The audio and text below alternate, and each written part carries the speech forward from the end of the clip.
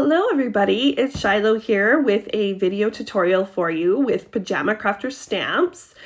Today we are going to be doing this cute armor card, but the focus is going to be on how to make this really cool metal looking background. So that's the cool part of this card. These are the supplies I'm using. So I've used the metallic medley cardstock from Pajama Crafter Stamps and the Be Courageous stamp set to create my card. We're just going to start here by stamping out our images, or well, our one image and our sentiment, I should say. This stamp set is really nice. There is another stamp set called Unstoppable that has a little girl in her, or a woman or girl version of the armored character. So this was cool that they came out with a masculine set. This is part of the June release. And we're just going to stamp this guy out with our Memento ink because I will be coloring this with our Copic markers today. And the cute little frog press dance break. It's kind of becoming a must-have in my videos. It's always a little good to have a little fun. And we're also going to just stamp out the sentiment that I chose, which today I chose, "The Lord is my shield and my defender," Psalm 28:7. And I'm going to stamp this guy out. Just doesn't matter where, because I will be fussy cutting both of these guys out. I did use my archival ink for the sentiment just because I like the crispness of how it stamps out. But yeah, this is a great opportunity to use up some of those scraps because we are just going to fussy cut at the end. And now we're going to start our coloring. So if you don't want to watch the coloring, as per usual, I will definitely make a point of putting in the chapters so you can skip over and move on to the next step if that's your preference. If you are here for the coloring and you're interested in the colors, I know I'm putting my cap there, but sometimes it's hard to see. So I will also list the colors below for you as well. And that being said, while talking about listing below, all of the Pajama Crafter stamp supplies will be linked if you're interested in any of those. And yeah, so here we go with warm grays today. So I chose to do the armor in warm grays.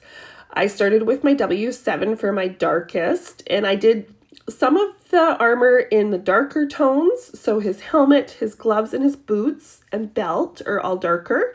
And then I went in with the same tones, but skipped that dark color and did the rest of his armor. So you'll see all that, but just so you know, that's kind of how I approached this. So I did it section by section. So I started with my helmet and colored that all in with the darkest first. And yeah, we're just now on to the lightest color here, blending all of that out. So I'd already done my dark color and my medium color, and now we are blending out. And then we will move on to his gloves next, I believe, or his glove, because the other one is covered up by his shield. So this is kind of repetitive because we go dark, medium, light for each section. But like I say, I did do it section by section just so that nothing dried off too much before I got to blend it out. I'm not a super fast colorer.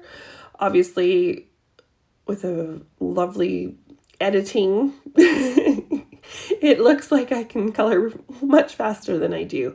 So I like to do smaller sections at a time. I know some people would probably do all of the darks and just blend it all out at the same time, but I'm not confident in my speed just yet. So this worked better for me.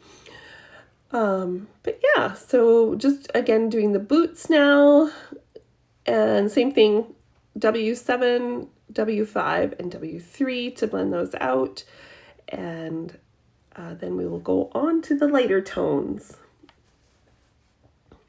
Also, you guys, if you aren't already a subscriber of the channel, please hit that subscription button. That allows you to get notifications, well, especially if you hit that notification bell of when new videos are coming out. And of course, if you're liking what you're seeing, you don't want to miss out on that information. And then you can show up for us next time, which we appreciate so much. Yeah, so hit the like button, hit the subscribe button, and hit that notification bell if you are a fan. And thank you if you do those things. That's wonderful. Appreciate that. Okay, so now we're going to go on to more of the body of the armor, and I just did a lighter version. So basically I dropped that W7 out of my set, and we just started with our darkest as the W5 instead. So this is a great way to do a tone on tone without everything looking the same.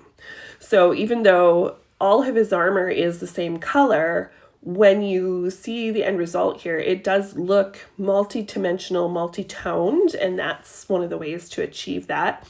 At least one of the ways I achieve that.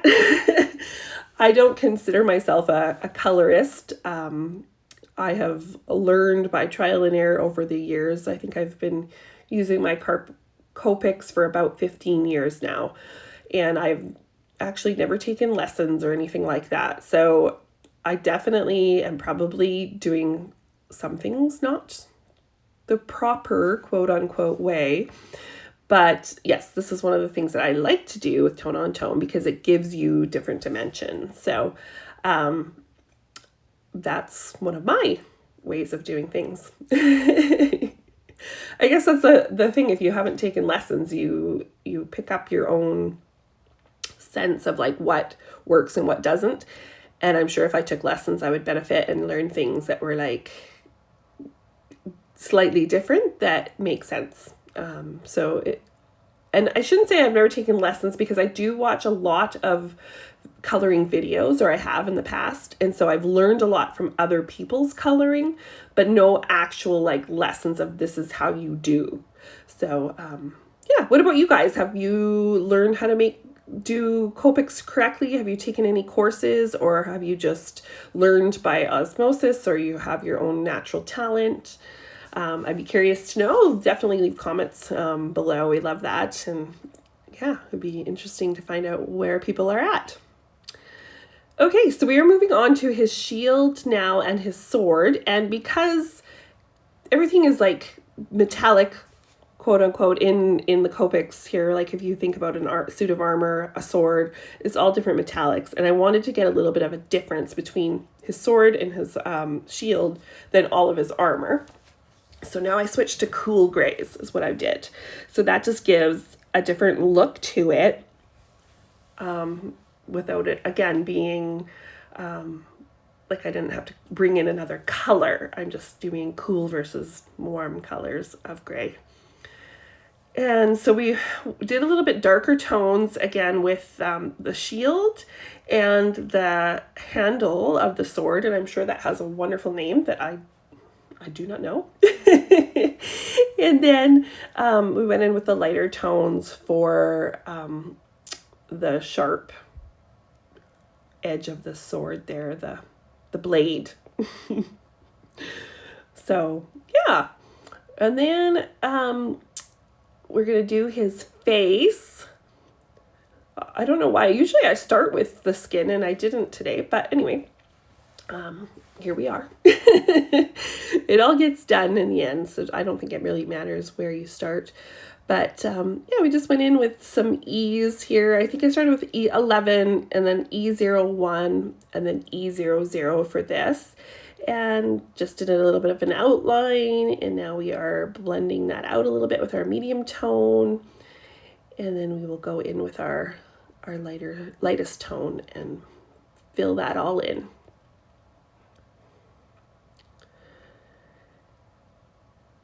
And there you go. Just getting that all nicely blended. Sometimes I go over a couple times. It just helps the lines. Oh, and here's where I realized, oh my goodness, I actually intended to do my background first so that it could dry while I was coloring. So we just put a pause on the coloring. I'm just showing you some different options that you can use for embossing this background, or anything that you have at home that's similar. So this one here looks like metal. The embossing folder itself kind of has rivets, so it's kind of a cool background. But if you don't have something like that, that was just giving you some different options that you could use. Anything that has a bit of texture that, you know, you can do what I'm doing here. So what I did is I took a sounding block. That's just from the dollar store. Super easy. And we just buffed over top of that to give it a bit of a rough surface. And the reason why is because here I am adding acrylic paint, and it gives something for the acrylic paint to grab onto and to sit in. So the embossed grooves do that, as well as where I sanded, it'll hold some of that color. So it just, because when you have that shiny paper, so this is a great way to use shiny metallic paper, but when it's super shiny like that, it doesn't, everything wants to wipe off of it. So if you put a little if you rough it up a little bit, then you can get some of the paint and such to settle in. And then I used a bit of gold as well. So we've got silver, black, and gold here just to give it different tones. Because if you look at like a metal or a metal that's been like rusted or sitting out for a long time, it's never just pure silver. Like it's always got a bit of tone to it. At least the look I was going for. So just got a little inky and messy there, and we're going to just set that aside to dry and go back to the rest of our coloring. So, and then we will finish up. That's not actually finished. It just needs to dry. So we will come back to that background. Okay, so we are going in with hair now, and he doesn't have a lot peeking out, so I didn't do anything super fancy here, just dark, medium, light with my brown tones. You know, it's hard to do a lot of big flicks and getting that hair shine that a lot of people accomplish when, you know, you see a lot of hair. So yeah, it's almost like a blessing, I guess, or just a bonus, because when there's not a lot showing like this, you don't have to be super great at coloring hair because there's just not much showing. So it's just really getting some color in there. And I just had a couple spots there where I had accidentally got out of the line, so I just went in with my E00 and touched that up and pushed that color back in. So, and then I wanted a bit of contrast here today with this, I'm not sure what these are called on the helmets. I know there's probably a good name for it, but this is like that furry, fluffy piece that I've seen it in movies and whatnot. So I just wanted to have some contrast with that, and I thought it would be fun to do a color. So going in with some reds here today. R39, R29, and R24 is what I chose for that. And I will also use the same colors here on my shield, and that'll just kind of coordinate. It also gives a bit of interest and color to this character as well, since he is, even though we're focusing on how to do this background, he is still the star of the show. When you see the finished card, which you did at the beginning, you know, he is still your focal point, and then that metallic background it is a background, and even though it's super cool, it, you know, isn't standing out more than our main character here. So yeah, so this red just really helps him stand out, of course, against all of that tone on tone. And there we go. And then I think we just have a couple finishing touches. We need to color in his eyes. He needs some color. There's not a lot of space there to add color, but I did want to do that. So I added some blue, give him some nice bright blue eyes. And then I just went into the corners here with the C1 just to kind of in the white area so that he didn't look totally uncolored or unshaded, because in real life we would probably not be bright white in our eyes. And then his little belt buckle, I went in with just a gold gel pen and was able to color that in so that it gave it some more interest as well. Another another metallic shade. So lots of metallics today. And then we're going to do some fussy cutting. So we're cutting out our sentiment, and I did cut out a bunch of the fussy cutting, so you didn't have to sit here and watch me do all of that. But we did fussy cut out the sentiment and this little guy.